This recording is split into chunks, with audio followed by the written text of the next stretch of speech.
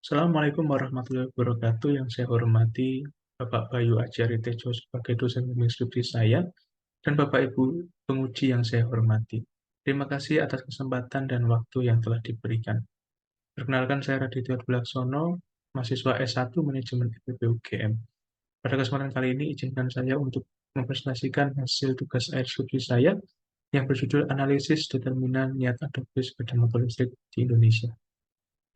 Yang saya akan mulai melalui bab 1 pendahuluan. Skripsi ini dilatar belakangi dengan fakta bahwa cadangan minyak bumi dunia akan habis pada tahun 2062. Untuk Indonesia sendiri, cadangan minyak bumi dengan konsumsi yang sama hanya akan bertahan hingga sekitar tahun 2033, yang mana ini kemudian mengakibatkan terjadi peningkatan harga dari produksi migas hingga 90 dolar AS per barel, yang mana sebelumnya ini hanya 70 dolar AS per barel. Yang mana ini kemudian mengakibatkan pemerintah dan perusahaan berusaha untuk mendorong masyarakat untuk beralih menggunakan kendaraan listrik. Salah satunya adalah penggunaan sepeda motor listrik. Pemerintah Indonesia sendiri telah memberikan beberapa kebijakan insentif untuk mendorong proses adopsi tersebut melalui beberapa kebijakan seperti pembebasan pajak dan subsidi pembelian. Perusahaan sepeda motor listrik yang ada di Indonesia juga mulai memperkenalkan sepeda motor listrik mereka melalui berbagai macam acara besar di Indonesia seperti IMS atau Indonesia International Motor Show pada tanggal 16 hingga 26 Februari 2020. Potensi sepeda motor listrik di Indonesia sendiri sebenarnya cukup besar, mengingat bahwa pasar sepeda motor di Indonesia menempati posisi 3 terbesar di dunia, yang mana di sini berarti bahwa pada setiap rumah tangga setidaknya terdapat satu sepeda motor. Kemudian ini didukung juga dengan kenaikan harga BBM pada bulan September 2022 hingga 30%, dan hingga saat ini belum terjadi penurunan. Namun di sini berdasarkan data dari Asosiasi Industri Sepeda Motor Indonesia, mereka menyatakan bahwa pada bulan Oktober 2022, penjualan sepeda motor listrik di Indonesia itu hanya mencapai 31.000 unit, yang mana ini jauh dari target pemerintah, yaitu 200.000 unit per akhir tahun. Untuk itu dirumuskan masalah bahwa perusahaan dan pemerintah perlu untuk mengetahui faktor-faktor apa saja yang mendorong maupun menghambat konsumen untuk mengadopsi sepeda motor listrik sehingga dapat digunakan sebagai acuan dan strategi untuk memenuhi target penjualan. Kemudian dirumuskan penelitian sebagai berikut. Apakah persepsi atribut sepeda motor listrik, persepsi manfaat alam, manfaat ekonomi, kebijakan insentif pemerintah, pengetahuan, dan kebutuhan lingkungan berpengaruh positif pada sikap? Apakah persepsi biaya dan persepsi risiko berpengaruh negatif pada sikap? Apakah pengetahuan, kebutuhan lingkungan, persepsi kontrol perilaku, norma subjektif, dan sikap berpengaruh positif pada niat adopsi sepeda motor listrik? Tujuan penelitian ini adalah menguji dan menganalisis faktor-faktor yang mengaruhi intensi konsumen untuk melakukan aktivitas adopsi terhadap sepeda motor listrik berdasarkan teori open behavior yang kemudian ditambah dengan variabel lain, seperti variabel sebelumnya, yang telah disebutkan sebelumnya.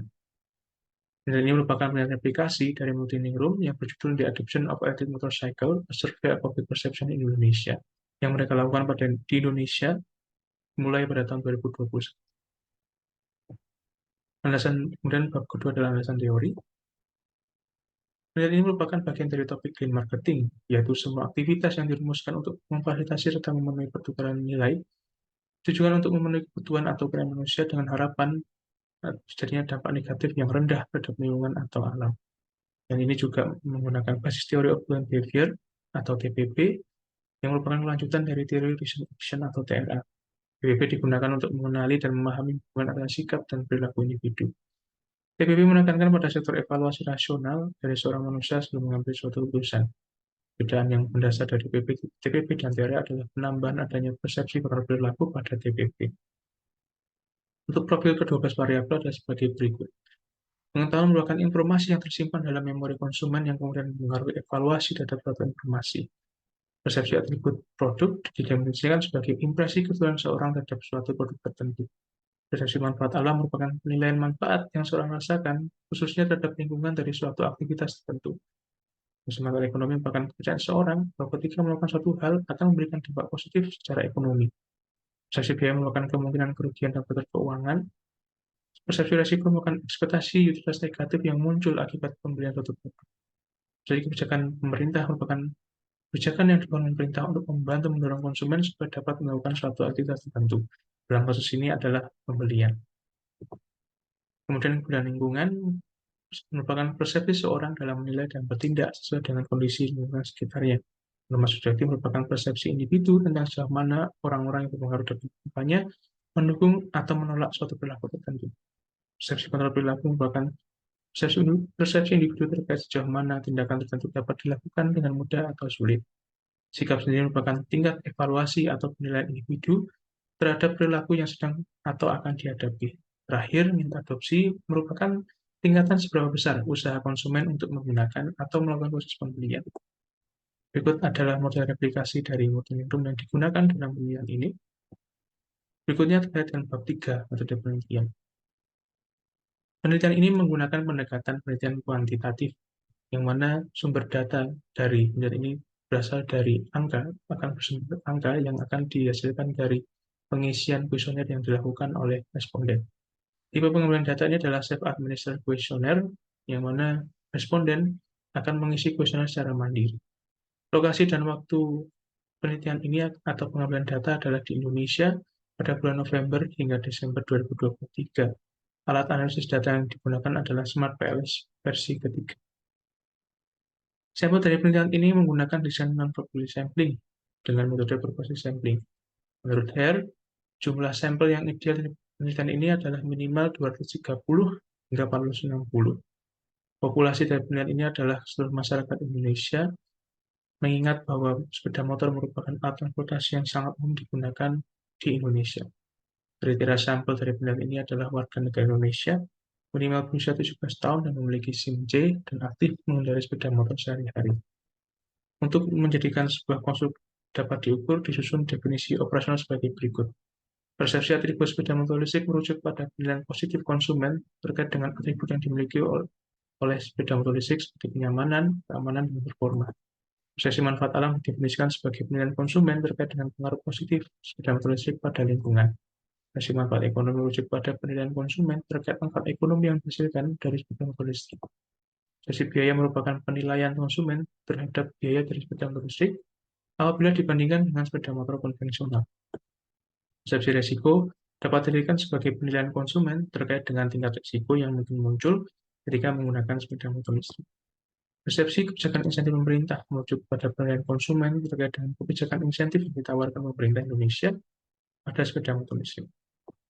Pengetahuan sendiri dijadikan sebagai penilaian subjektif konsumen terkait dengan tingkat pengetahuan yang mereka miliki pada sepeda motor listrik. Penilaian lingkungan di sini dijadikan sebagai penilaian konsumen terkait dengan kondisi lingkungannya dan seberapa kuat keinginan konsumen untuk berkontribusi dalam menanggapi fenomena tersebut. Termasuk subjektif mengukur seberapa besar konsumen mempersepsikan bahwa orang terdekat mereka memberikan informasi sekaligus memengaruhi untuk membeli sepeda motor listrik. Persepsi kontrol perilaku dijadikan sebagai penilaian konsumen terkait dengan kemampuannya dalam menentukan keputusan pembelian dan penggunaan sepeda motor listrik tanpa memenuhi suatu kesulitan. Sikap di sini merupakan evaluasi konsumen terhadap perilaku adopsi atau penggunaan sepeda motor listrik. Niat adopsi sepeda motor listrik diartikan sebagai tingkatan usaha konsumen untuk mengadopsi atau melakukan proses pembelian sepeda motor listrik. Metode analisis data ini digunakan dengan menjalankan Smart PLS versi ketiga dengan melalui 3 tahapan. Di sini ada evaluasi model pengukuran, evaluasi model sirkular, dan pengujian hipotesis. Memasuki bab keempat pembahasan. Profil responden ini didapatkan dengan menyebarkan kuesioner melalui platform Google Form yang kemudian disebarkan melalui berbagai media sosial seperti WhatsApp, Instagram, dan Telegram yang kemudian dikumpulkan pada bulan November hingga Desember 2023. Jumlah responden yang terkumpul dalam periode tersebut adalah sebanyak 275 responden. Responden yang didapatkan ini dibagi menjadi beberapa kriteria sebagai berikut. Kemudian untuk evaluasi model pengukuran, di sini ada validitas konvergen, validitas diskriminan, dan reliabilitas. Dari ketiganya dapat disimpulkan bahwa instrumen penelitian ini memiliki nilai validitas dan reliabilitas yang baik. Kemudian untuk evaluasi model struktural, pertama di sini dilakukan uji multipolarity melalui varian inflection factor.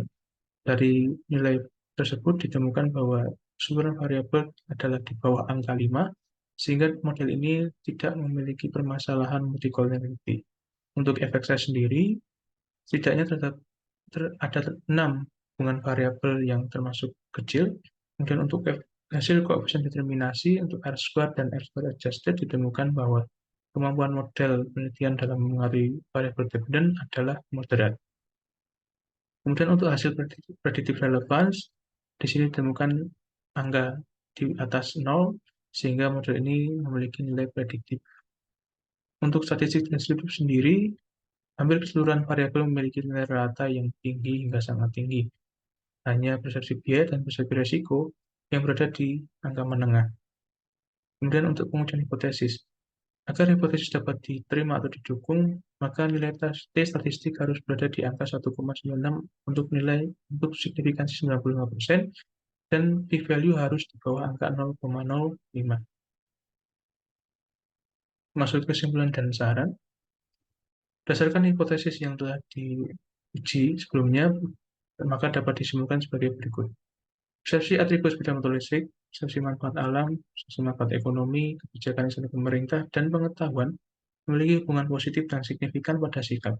Kemudian persepsi risiko memiliki hubungan negatif dan signifikan pada sikap. Persepsi biaya dan kebutuhan lingkungan tidak memiliki hubungan yang signifikan pada sikap. Pengetahuan dan kebutuhan lingkungan tidak memiliki hubungan yang signifikan pada niat adopsi sepeda motor listrik. Sikap, norma subjektif, dan persepsi kontrol perilaku memiliki hubungan yang signifikan pada niat adopsi sepeda motor listrik. Kemudian dari kesimpulan tersebut terdapat implikasi yang jelas sebagai berikut. Tentunya perusahaan perlu melakukan pengembangan atau inovasi lebih lanjut untuk mendorong manfaat-manfaat yang ada dalam sepeda motor listrik. Khususnya adalah untuk mendorong manfaat ekonomi yang dirasakan agar bisa lebih kompetitif dengan sepeda motor konvensional yang ada. Kemudian seiring dengan pengembangan motor listrik, perusahaan juga dapat memberikan informasi tidak hanya untuk promosi, tapi juga untuk meningkatkan pengetahuan konsumen terkait sepeda motor listrik. Beberapa penelitian mengatakan bahwa dengan meningkatnya pengetahuan konsumen, maka akan menekan resiko yang dipersepsikan oleh konsumen. Kemudian dalam penelitian ini, kebijakan insentif pemerintah ternyata memiliki nilai signifikansi yang lebih tinggi daripada variabel yang lain terhadap sikap. Maka untuk itu, insentif yang diberikan pemerintah perlu diperpanjang, khususnya untuk subsidi harga dan pajak. Selain itu, proses evaluasi setiap kebijakan juga perlu dilakukan agar lebih relevan dan efektif. Kemudian pemerintah dan perusahaan dapat memanfaatkan pengaruh norma subjektif untuk mendorong niat adopsi konsumen dengan menghadirkan tokoh-tokoh yang berpengaruh, seperti tokoh-tokoh otomotif. Untuk meningkatkan manfaat pengaruh persepsi pengaruh perilaku, perusahaan maupun pemerintah dapat mempermudah akses untuk memiliki sepeda motor listrik, seperti melalui evaluasi harga maupun kemudahan akses infrastruktur yang lain. Tentunya penelitian ini memiliki keterbatasan bahwa sebaran responden yang didapatkan dalam penelitian ini masih didominasi oleh responden yang berdomisili di Pulau Jawa. Dan itu usia dari responden ini masih didominasi oleh usia remaja, yaitu 17 hingga 25 tahun. Selain itu, penelitian ini masih belum memasukkan responden dengan pengalaman penggunaan pemakaian sepeda motor listrik. Maka saran untuk penelitian mendatang adalah memperluas atau menambah kuota responden yang berdomisili di luar Jawa, sekaligus menambah responden dari lintas generasi agar lebih bisa merepresentasikan populasi dengan lebih baik. Kemudian penelitian selanjutnya dapat memasukkan konsumen yang telah menggunakan sepeda motor listrik dalam suatu periode waktu dalam kriteria responden penelitian mereka. Demikian pemaparan tugas skripsi yang telah saya lakukan. Terima kasih atas perhatian Bapak Ibu sekalian. Apabila terdapat kesalahan kata maupun perilaku dalam saya memaparkan tugas skripsi ini, saya mohon maaf yang sebesar-besarnya. Terima kasih dan wassalamualaikum warahmatullahi wabarakatuh.